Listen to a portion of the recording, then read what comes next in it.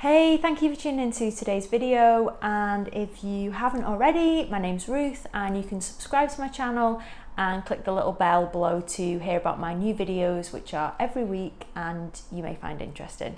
So today's video is all about triggering people, what to do when somebody in your life, someone that you meet, someone in your family triggers you and you react and you don't like the way that you react and it's causing you stress. So this is an interesting topic that affects us all. I, by far, am not recovered and perfect in this way. So I thought it'd be interesting to dig into things that have helped me and just to understand a little bit more about like where triggers come from, why certain situations and certain people trigger us, and really just what we can do to help ourselves, because I think the important thing to think about when we're talking about triggering people and how we might react and what our patterns are is that we can make a choice. It might not be easy, but we know when we react to people and we know when we respond to people, and there's a big difference between reacting and responding. So I'm hopeful that the tips we're going to cover in this video are going to make you less reactive, more responsive, and you're not going to get triggered as much in the same way with those old patterns. You can hear some bells ringing in the background, so don't worry, that's just the church just by my house. Okay, so moving on. So the bells are going to continue for a minute. I think it's 6 o'clock, so hopefully they won't last too long. All right, so people that trigger you, so it could be a family member, it could be a mum, it could be a brother or sister, it could be a work colleague, it could be someone that you meet on the street, it could be anyone. And I think that if we really observe the things that trigger us and start to look at the types of people that trigger us and the types of situations, we can often find that there are common patterns and common themes that run through our triggers. So for example, it could be that often like certain men trigger you more so than women, and it might be particularly people that are angry, or you may feel that they put you down in some way. That might be a common trigger for you.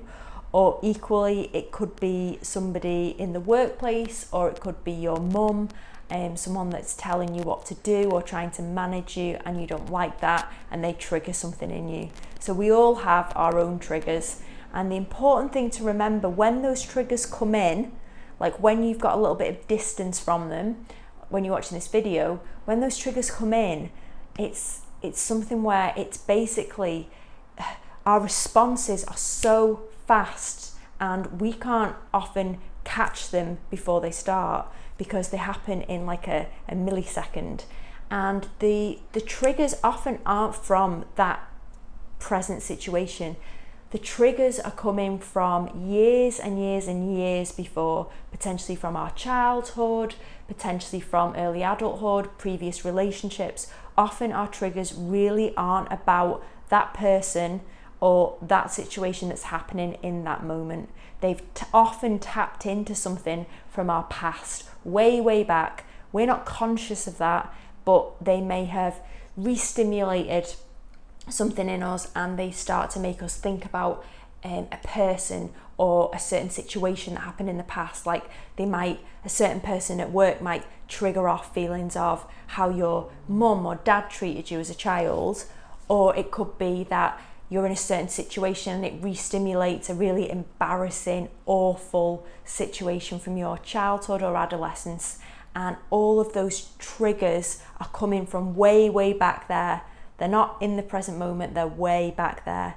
So that can be helpful to know. Once we've got a little bit of distance and we're thinking about our triggers, it can be helpful to know that they're not actually often about that person and that situation.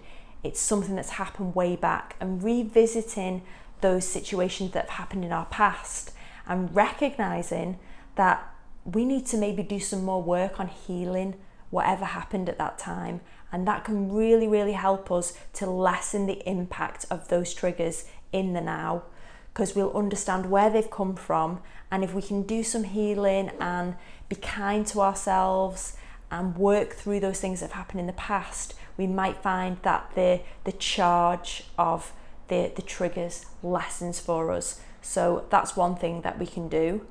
And other things that we can do is just be really aware of our bodily sensations. So when we do get triggered, and I'm talking about this from my own experience only, but I imagine a lot of you feel the same, is when we get triggered, we feel like within seconds, our heart's racing, our blood started to boil, we might be getting really fidgety, the anger might be rising, the tears might be welling up.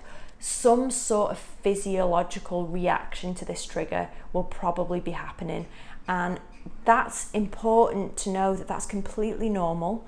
It goes back to that primal feeling of often, when we have these sorts of reactions, we feel like something bad's going to happen, like we need to run, or we need to fight, or we're going to freeze, because especially if someone's triggering you and you're feeling disregarded or abandoned, or like they're trying to push you out in some way or demean you, that triggers off all those old feelings of, I'm not enough, I won't be loved, I'm going to be abandoned and forced out. Because when we used to be so much more dependent on other people, if we were pushed out of the tribe and we were abandoned, we were going to die.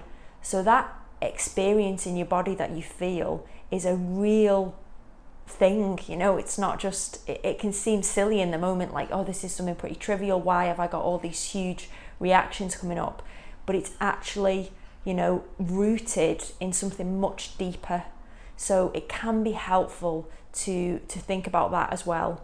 And next time that situation comes up where you are in that triggering situation, is just trying to think about having that short pause. So when you do start to feel those reactions in your body, that just to be able to take a breath and to think, okay, I understand why I'm feeling like this. I'm feeling threatened, I'm feeling fearful, I'm feeling very upset. This is normal, what's coming up for me.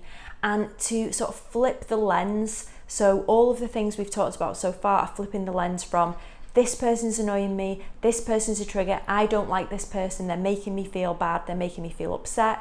We're turning the lens on ourselves and we're thinking, what can I do? Because you can't change the other person. That is like the fundamental of triggering people. There's always going to be that triggering person or people, hopefully not too many, in your life at different times.